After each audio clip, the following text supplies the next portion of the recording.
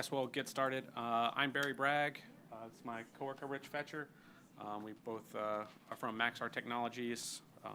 We go through a bunch of rebrandings, so don't feel bad if you've never heard of Maxar. And so we're here to talk about GeoWave, scaling complex, but not just geodata, even though that is our bread and butter. So what is GeoWave? It's an open source framework to take advantage of key value stores from massive geospatial data sets, right? So just up front, massive geospatial are two mistakes on the slide, right? So geospatial, it's more of the ability to take advantage of multi-dimensional data sets, right? Geospatial, Maxar is a geospatial company. It is native, it's naturally a very complex data set, right? You've got lat long altitude, and then you start taking into account temporal data, you start taking into account points versus line strings versus polygons. It gets really complex really fast, but GeoWave at its core isn't just geospatial, right? The geospatial aspects are just an implementation of one of the base classes in the code base, right? So massive, obviously when we started this, we were trying to overcome the gap of, okay, Post just does really well on a single node, but we've already gotten past that, right? Like now we're talking exabytes of geospatial data easily, and Post just can't handle that. So, but GeoWave at its, like in the data stores it supports, doesn't necessarily have to be massive data sets, right? We support multiple different data stores for multiple different use cases. It's just giving that geospatial multidimensional component to those databases. So we try to operate inside that ecosystem, right? The geospatial ecosystem. We provide plugins for GeoServer for visualization and for producing rasters and outputting our vector data over OGC standards. We natively integrate with things like Mapnik, PDAL for ingesting point cloud data. But we also try to operate within this new, I wouldn't even call it new, big data ecosystem, right? Like we integrate with Spark, there's GeoWave RDDs. We operate with it, we support Jupyter Hub for those people who want to expose data directly to their analysts. And we support a lot of different data stores, and that is constantly growing, right? The amount of data stores we support, as long as it's key value, we look at it as a potential candidate for implementing GeoWave on top of. So this is our funny slide, one API to rule all. So one of the beauties of GeoWave from a developer standpoint, which is what I am, is I can write the same code and use that as the scale of my data changes, right? So from running GeoWave on top of RocksDB embedded onto maybe a thick client application to using it with a in-memory data store such as Redis scaled out across my cluster, or using it on top of a lot of the databases we're talking about here at NoSQL Day, HBase, Accumulo, Kudu, including hosted options like DynamoDB and Google's Big Table. We kind of run the gambit in terms of how big your data is and not necessarily like a one-size-fits-all, right? Like I want to support that user who wants to do geospatial data in memory on their application. I want to support that user who has exabytes of data and they really need it to be stored efficiently on disk. So hand over to Rich, talk about how we actually achieve that. Yeah, so I'm going to talk through some of the details. I might go a little quick because it gets fairly complex, but I'm going to try to generalize as much as possible to just not the geo case, even though this first slide talks about how we do it in simple 2D Cartesian plane. We translate latitude and longitude into points on the space-filling curve. And what we want to achieve to able to have effective range scans on a key value store is good locality preservation between that 2D bounding box, let's say, and keys and ranges within your key value store, which, you know, if you string along that curve, it's this, you know, it's that locality preservation that we're trying to achieve. So this is not a new thing. This has been studied. You know, when we first started the project, we referenced this paper as you know, it's mathematicians long time ago came up with these space-filling curves.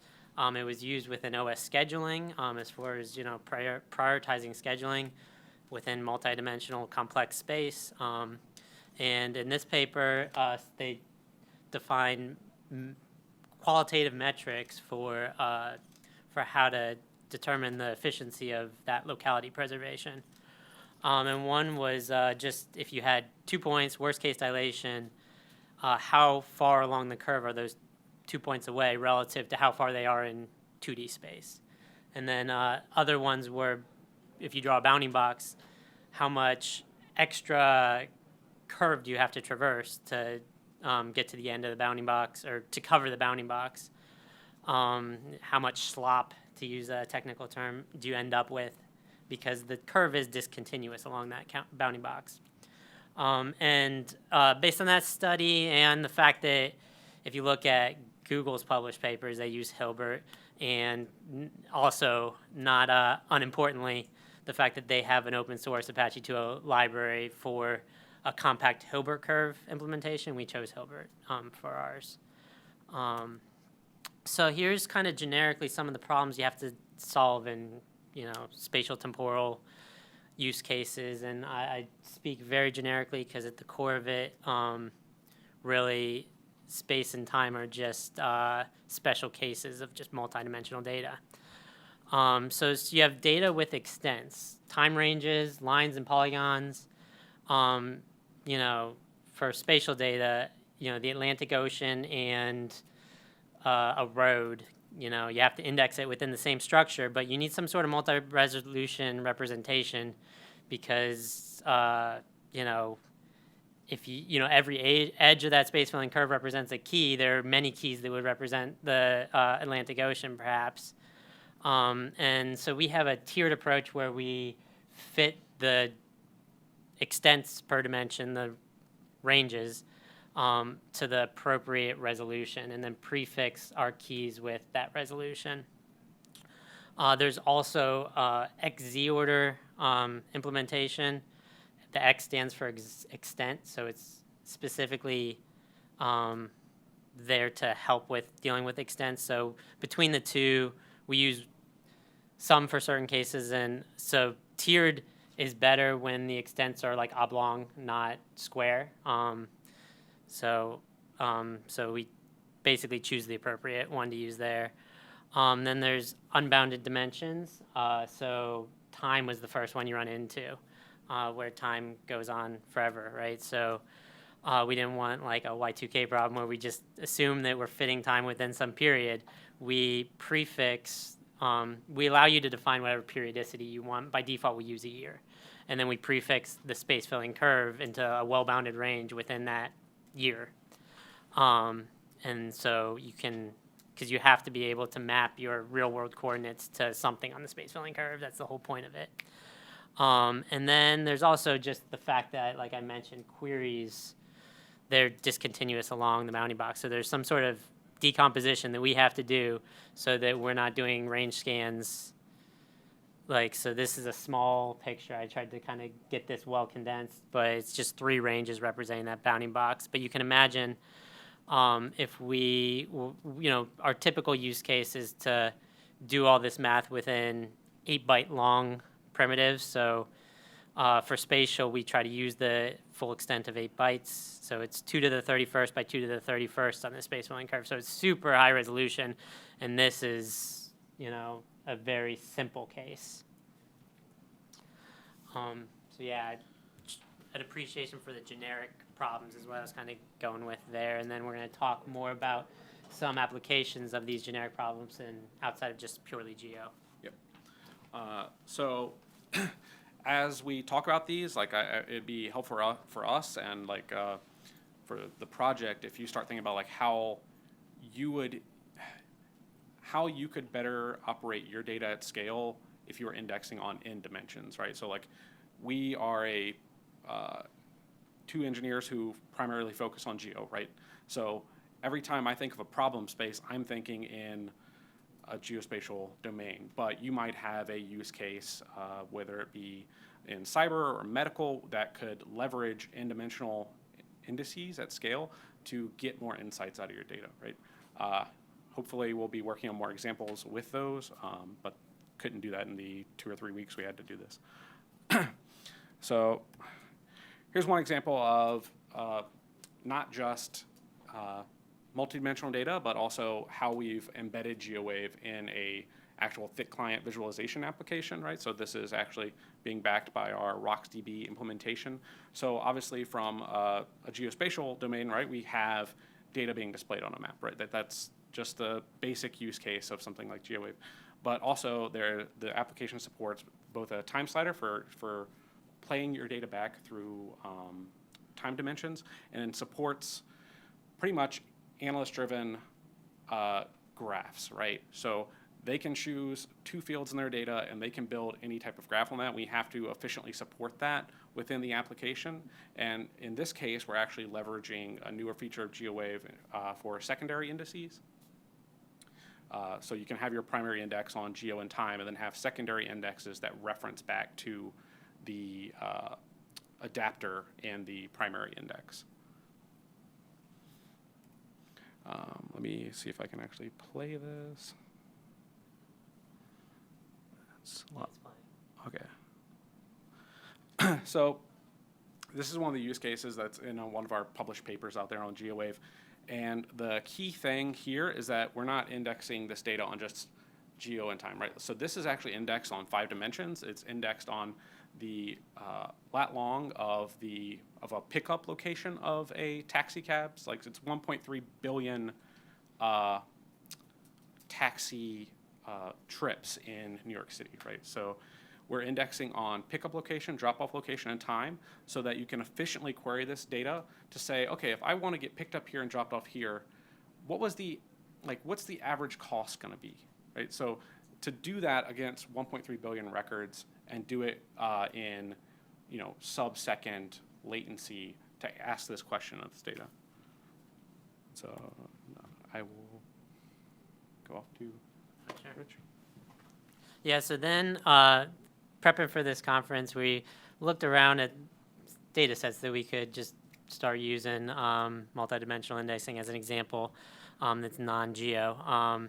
And we were looking at biomed stuff a lot, and I think there's a lot of good application to it, but it just got complicated, boring. We saw this NBA shot log data, and it just seemed more fun. So basically, we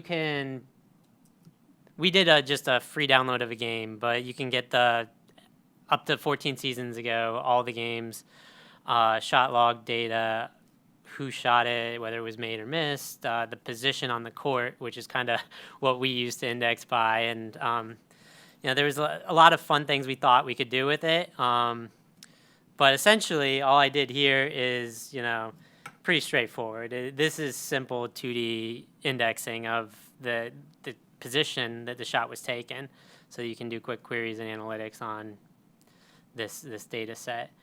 And then the first thing that I did, and honestly the most obvious thing to me, was to do some heat maps of, I took all the ones that were made, filtered it, produced a heat map, and then all the ones that were missed. And as you can see, obviously, the layups and dunks seem to be made a lot more frequently than the 3-pointers. So, yeah, sort of intuitive. And then what I wanted to do is kind of walk through a little bit of code to get some comfort level with, using it's a relatively complex project, but the primitives are there. It's not that difficult to kind of adhere towards whatever your problems are.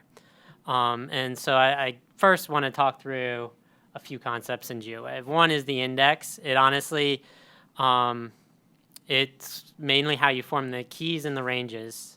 But the one important thing is it's mapping the real world values to some dimension on this multidimensional space. And then there's a data type adapter, and it's more or less how you serialize that value of the key value store. So, just using generics, basically the data type adapter handles type T, and you can write it for whatever type T you want. And then both can be provided through SPI at runtime, so that the command line tools and what you'll have to do if you want to use server-side processing is that classes have to be on HBase class path, accumulo class path. so that you can use aggregations or custom filters. H-based coprocessors is what we use for aggregations, iterators and accumulo for filtering and aggregation. And then so with that foundation, we have very simple abstract classes if you have your basic case where you don't particularly care about doing some of the nuances, where you have an index with dimension definitions that just give you some min-max range per dimension. Then you have an adapter, and the simple adapter basically assume the generic has to be implement this persistable, meaning to use that simple adapter, you have to also have some POJO in this case that is persistable. And so that way the adapter knows how to, you don't have to implement that yourself. But you do have to implement some sort of mapping between the thing that you're serializing and the index values. So be able to map it to the index. So that's just simple, if we had this shot log data, we have an X position and a Y position. So I make sure to return that. And then the shot log, again, it's just, this is leave it to your imagination. It's a POJO that can read and write itself. So that pretty much covers it, actually. So next slide is just questions. I think really if anyone has any real-world problems that multidimensional indexing would solve, then we'd love to talk to you.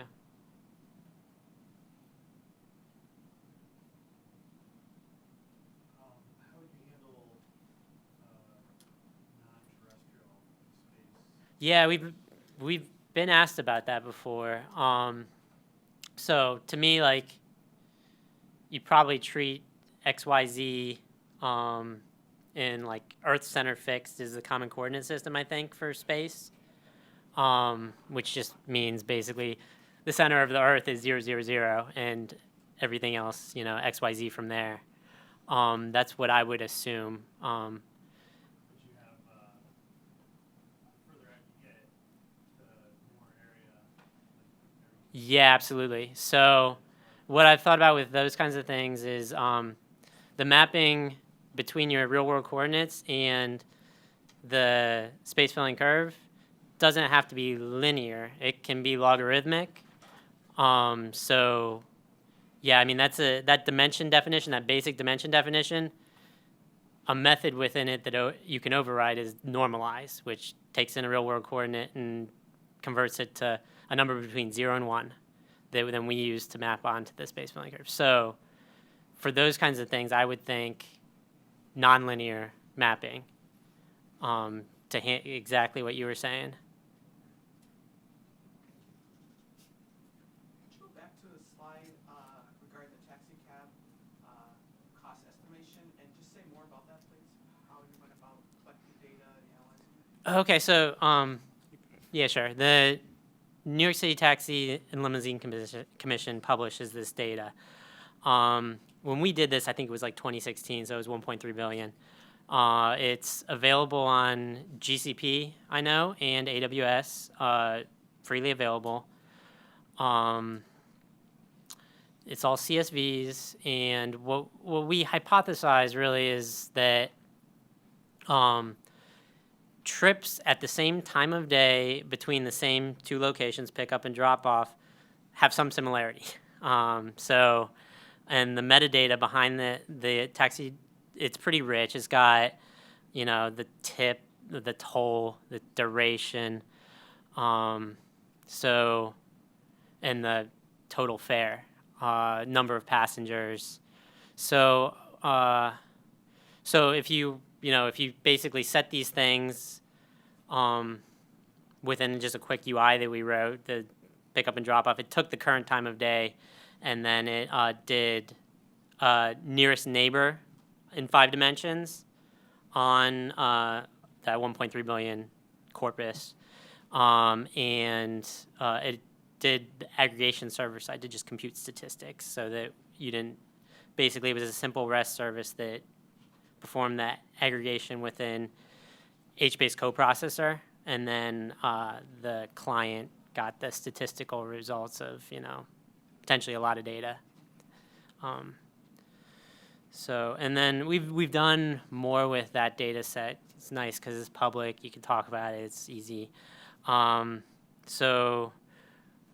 one paper that we actually did through the academic proceedings at a conference, we took that data and analyzed Yankee Stadium, traffic to and from Yankee Stadium. So in one case, we indexed it in many different ways and tried to find out what's the quickest way to analyze all trips to Yankee Stadium, all trips from Yankee Stadium, and during the time of the World Series, during different time periods, like the time of the World Series, the time of that season, and then just overall time period, just to like have different varying constraints. And I mean, so typically what worked best is the 5-dimensional index that I was talking about, and specifically the tiered approach. So yeah, it was kind of an academic paper as far as just using a real world application, but doing this, analysis of what's the best way to index it.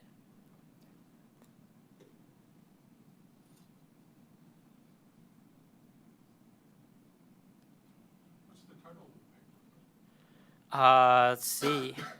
I could look it up real quick. It's I think it's optimizing spatial temporal. It's on our GitHub README. So we have a couple of papers.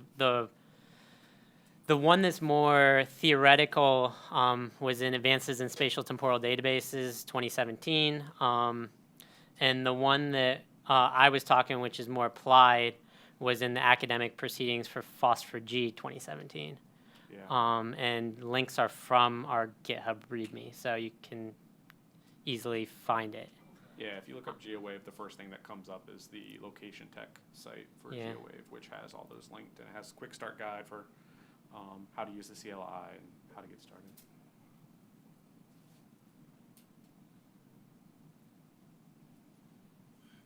Anything else? Otherwise, we're good.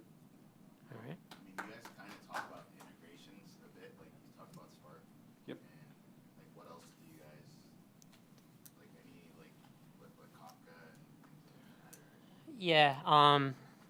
So for Kafka, we have command line tools for ingest. So we can produce to a Kafka topic and consume from a Kafka topic via that. But yeah, I mean, that's the extent of Kafka. Like, I think at the core of it, we are about the persistence, and there's a common architecture that includes Kafka, but at the core of it, we're basically indexing the persistence store. So yeah, I mean, primarily the consuming end from a Kafka topic. But yeah, is anything else in particular with integrations you're? Or like MongoDB, I guess. No, nothing with MongoDB, sorry. Yeah. I mean, we primarily are at the core of it doing that indexing within key value stores. So MongoDB being a document store doesn't really fit the mold.